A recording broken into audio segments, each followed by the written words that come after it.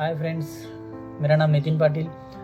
कुछ दिनों पहले मैंने सेम वीडियो बनाई थी जो मराठी में थी। तो काफ़ी सारे अपने दोस्त जो आउट ऑफ स्टेट है, उत्तराखंड, झारखंड, यहाँ से कुछ दोस्तों ने मुझे रिक्वेस्ट की कि ये जो वीडियो है वो मराठी के साथ साथ मैंने हिंदी में भी बनानी चाहिए ताकि वो अपने दोस्तों को बता सके और ये वीडियो शेयर कर सके।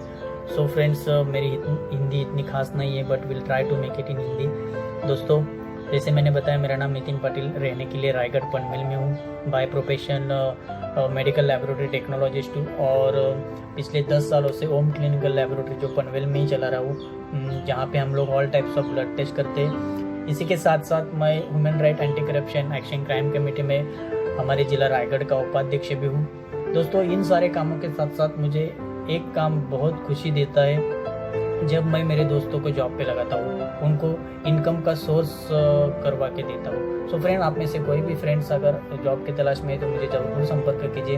हम कुछ ना कुछ, हमसे जितना हो सके उतना हम लोग करेंगे ही करेंगे। सो फ्रेंड्स, इस बात को हम लोग थोड़ा बाजू में रखते मुद्दे पे आ जाते हैं। ये वीडियो बनाने का मकसद मैं बताना चाहता हूँ। दोस्तों, हमारी एक संस्था है जनार्दन धर्मादायी संस्था, जहाँ पे मैं एज अ सचिव करके कार्यरत हूँ और हमारे संस्था के माध्यम से बहुत से सोशल एक्टिविटी, छोटे मोटे समाज कार्य कर रहे हैं। लेकिन फ्रेंड्स, मैं आपको एक बात बताऊँ, उसके जो भी किया है हम लोगों ने उसके बारे में मैं आपको यहाँ पे बताना नहीं चाहता हूँ। लेकिन दोस्तों, ये वीडियो जो मैंने बनाई है ये बहुत ही खास मकसद से बनाई है। हो क्या रहा है, हम लोग अपनी ज़िंदगी जी रहे, मतलब कोई जॉब कर रहा है या फिर कोई अपना छोटा मोटा कारोबार कर रहा है, वहाँ से पैसा कमा रहा है, अपने घर वालों का, अपने बच्चों का गुजारा कर रहा है, अपने बच्चों को पढ़ा रहा है, हायर एजुकेशन दे रहा है और ये करना ही चाहिए, ये हमारी पर्सनल रिस्पॉन्सिबिलिटी है।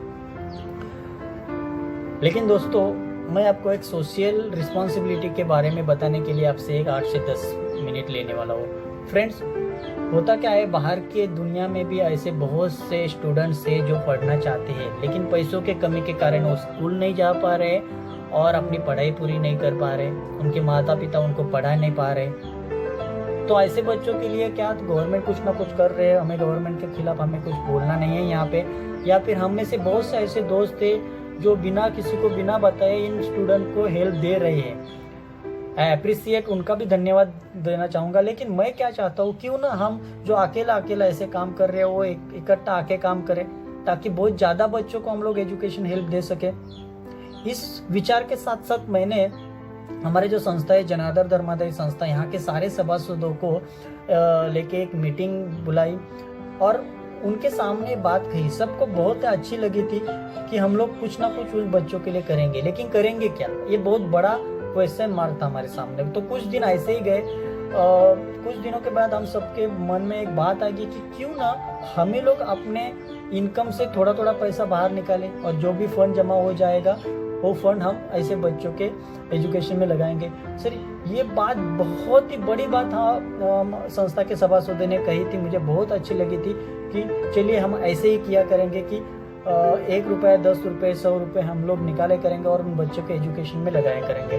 तो कुछ दिनों के बाद 4 जुलाई जो मेरा जन्मदिन था, उस दिन सारे संस्था के सभासद घर पे आ गए मुझे मेरे जन्मदिन की शुभकामनाएं देने के लिए। तो उस टाइम पे उन्होंने डायरेक्टली 100 रुपये हाथ में दे दिया और कहा कि आपने जो विचार हमारे सामने रखा है उस विचार के ऊपर आज से हम काम करना शुरू करेंगे। दोस्तों, वो दिन मेरे लाइफ का सबसे बड़ा दिन था। मेरे दोस्तों ने, मेरे संस्था के सभासदों ने मुझे बहुत बड़ी गिफ्ट दी थी। सो फ्रेंड्स, देखते देखते ये बातें सब दोस्तों को पता चलने लगी। सब लोग हमारे साथ आने लगे, सब लोग अपना अपना योगदान, अपना हो सके उतनी मदद संस्था में देने लगे और इससे काफ़ी सारे बच्चों को हम लोग एजुकेशन प्रोवाइड करने लगे। लेकिन फ्रेंड्स, उन दिनों में हम लोगों ने एक बात डिसाइड की थी कि हम लोग किसी से भी 100 रुपये से ज़्यादा लेंगे नहीं और किसी से भी कंपलसरी नहीं करेंगे उसने हर महीने देना ही चाहिए। वो अपने अपने हिसाब से उसका जब मन चाहे वो दे सकते। कई ऐसे दोस्त थे जिनको मैं पहचानता नहीं हूँ, जो मेरे दूर दूर के रिश्ते में भी नहीं है, वो हर महीने बिना गैप दिए 100 रुपये हर महीने दे रहे। दोस्तों, मैं उन सारे दोस्तों को मैं दिल से धन्यवाद देना चाहूँगा। हमारे संस्था के सारे सभासदों की तरफ से एक धन्यवाद देना चाहूँगा फ्रेंड्स। और एक बात मैं कहना चाहूँगा, हमारे एरिया के जो डॉक्टर्स है, जो कि डॉक्टर पनवेल डॉक्टर एसोसिएशन में है, उन कुछ डॉक्टरों को भी मैं धन्यवाद देना चाहूँगा जिन्होंने ऐसे बच्चों के लिए कंसल्टिंग फ्री, मतलब अगर उनको भविष्य में कभी भगवान ना करे उनको ज़रूरत पड़े, लेकिन अगर ज़रूरत पड़ती है तो उनके तरफ से उनको जो चेकअप करने का फीस है वो लिया नहीं करेंगे। तो उन डॉक्टरों को भी मैं धन्यवाद देना चाहूँगा जिन्होंने ये अपने आप में बहुत बड़ी बात कही थी। सो फ्रेंड्स, उन दिनों में क्या हुआ, बच्चे बहुत आने लगे और फंड हमारा वहाँ पे कम पड़ने लगा उनको हेल्प करने में। फिर उस टाइम पे हम लोगों ने एक बात डिसाइड की कि हम लोग किसी भी अनाथ आश्रम को विजिट नहीं करेंगे। हम लोग क्या करेंगे, जिस बच्चों को पिताजी नहीं है और जिसकी माँ घर काम करके इधर उधर जाके बर्तन मांज के अपना घर का गुजारा कर रहे हैं, सब बच्चों को पढ़ा रही है, ऐसे ही बच्चों को हम लोग हेल्प दिया करेंगे। तो एक बात पॉइंट हो गया कि हम लोग पिताजी ने उसी बच्चों को हेल्प किया करेंगे। दूसरी बात, ये जो बच्चे हैं ये हम में से किसी के पहचान के होने चाहिए, मतलब जो संस्था में कंट्रीब्यूशन दे रहे हैं उन्हीं के पहचान में ये हेल्प दिया जाएगी। दोस्तों, ये करने का वजह भी मैं बताता हूँ आपको। बहुत से दोस्त थे जो एक तो फंड की कमी थी, इसके कारण मुझे करना पड़ा। और दूसरी बात है, हमारे बीच में बहुत से दोस्त थे जो कहीं ना कहीं जाके हेल्प देना चाहते, लेकिन क्या हो रहा है ना, मन में एक डाउट आता है कि ये सही में हेल्प करेंगे क्या, जो मैं डोनेशन दे रहा हूँ ये अच्छे मतलब सही नीडी लोगों को ही जाने वाला है क्या, या क्योंकि उनके मन का भी डाउट सही था, क्योंकि बहुत से ऐसे संस्थाएं हैं जो पैसा तो लेती है लेकिन कहाँ देती है, क्या करते हैं भगवान जाने। हमें उनके बारे में कुछ कहना नहीं था, कुछ कहना नहीं है। लेकिन मैं यहाँ पे एक बात जैसे कि मैंने बताई, ये जो हेल्प है वो आप ही के फ्रेंड सर्कल में या फिर आप ही के रिश्ते में या फिर आपके आजू बाजू के किसी तो स्टूडेंट को ही जाने वाली है। तो इसका ये ट्रांसपेरेंसी हो गया, या फिर अपने ही किसी सभासदों के मतलब संस्था से जो डोनेशन दे रहे हैं उन्हीं के पहचान में रहेगा। मतलब आपको एक श्योरिटी मिल गई कि ये जो हेल्प है ये किधर भी जा नहीं रही है। आप जो भी 1 रुपया दे रहे हो वो सही जगह पे ही जाने वाला है फ्रेंड्स। और एक बात मैं बताऊँ आपको, रही बात ट्रांसपेरेंसी की, तो उसके लिए हम लोगों ने क्या किया, एक व्हाट्सएप ग्रुप बनाया। जो भी डोनेशन दे रहे, अपना योगदान दे रहे, उनको उस ग्रुप पे ऐड किया करते हैं और महीने में जो भी फंड जमा हो जाता है उसका पूरा लेखा जोखा ग्रुप पे डाल दिया जाता है। मतलब इस महीने में 100 अमाउंट जमा हो गई है और इस बच्चे का उसका डिटेल्स रहेगा स्टूडेंट का, उसके लिए इतना खर्चा हुआ है और ये आउटस्टैंडिंग अमाउंट इतनी है। अभी एक बात पे हम लोगों ने वापस से विचार किया कि हम लोग जो फिगर दिखा रहे हैं व्हाट्सएप पे वही फिगर बैंक में भी होनी चाहिए।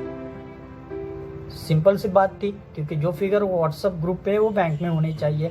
तो दोस्तों, अगर ऐसा किसी के भी मन में आ जाता है तो वो कभी भी बिना हिचकिचाहट हमसे संपर्क कर सकते हैं। उनको उसी टाइम उसी क्षण जो फिगर ग्रुप पे दिखाई दे रहे वही फिगर उसको बैंक में भी दिखाई देगी। मैं तो बोल रहा हूँ कम नहीं, वो ज़्यादा ही रहेगी। इसका संस्था पूरी तरह से ध्यान रखने।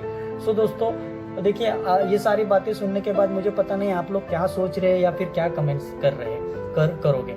मैं आपके सारे कमेंट्स को, जो भी अच्छी हो या बुरी हो, मैं उसका स्वागत करता हूँ, क्योंकि ये जो हम लोग काम कर रहे हैं ये यकीन कीजिए किसी भी व्यक्तिगत स्वार्थ के हेतु नहीं कर रहे हैं। सिर्फ एंड सिर्फ गरीब बच्चों के एजुकेशन के हेतु ही हम लोग सब इकट्ठा मिलकर इसके ऊपर काम कर रहे हैं। सो फ्रेंड्स, ज़्यादा वीडियो लंबा हो जाएगा, बहुत से रूल्स है। अगर आपको कुछ डिटेल्स में जानकारी चाहिए तो मुझसे ज़रूर संपर्क कीजिए। सारे सवालों के जवाब मैं देने के लिए तैयार हूँ। और एक बात बताता हूँ दोस्तों, मेरा एक दोस्त है, वो हमेशा कहता है कि अकेले चलने में क्या मज़ा है, सबको साथ लेने में, सबको साथ लेकर जाने में ही मज़ा है। तो मतलब बात साफ है कि हम अपने बच्चों को तो हायर एजुकेशन देंगे ही, और उसके लिए हमारी सब संस्था की तरफ से सबकी शुभकामनाएं हैं।